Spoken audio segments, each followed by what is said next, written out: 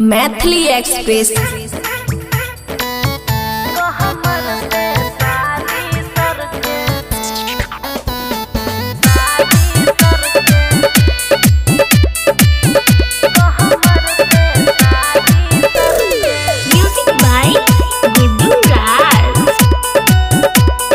खुशी recording studio बलुआहा। खटिया पे सुताई के सैया ढोर जाट हल्के हल्के सुनना। हाँ, खटिया पे सुताई के सैया ढोर जाट हल्के हल्के सखी गेलल के गिरे छे हल्के हल्के शरम के हमारे सखी तो हमर से सारी सर के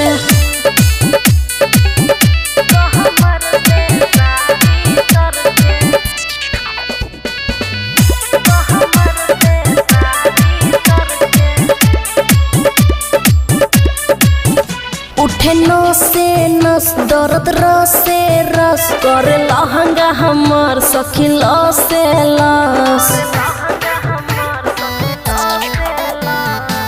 हमरा त मन जरे भोरे से काटी ले लक सखी जोरे से कटोरा से दूधवा झलके सहिया जी पी के मल के सखी गे हल्के हल्के गिरे छलके ललके शरम के मारे सखी कमर से सारी सर के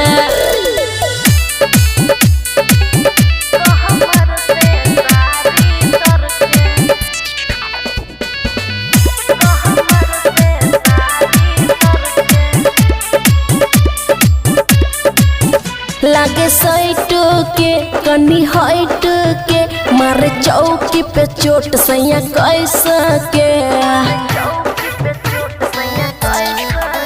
हाँ, चारों ओर से चोली फला के सीएन चल बाबू बबलू से बोल के राइटर पर कसवाबू दिल्ली से चल के घर सखी गेलल के हलल के गिरई हलके हलके शरम के मारे सखी कमर से सारी सर के। खुशी रिकॉर्डिंग स्टूडियो बलुआहा।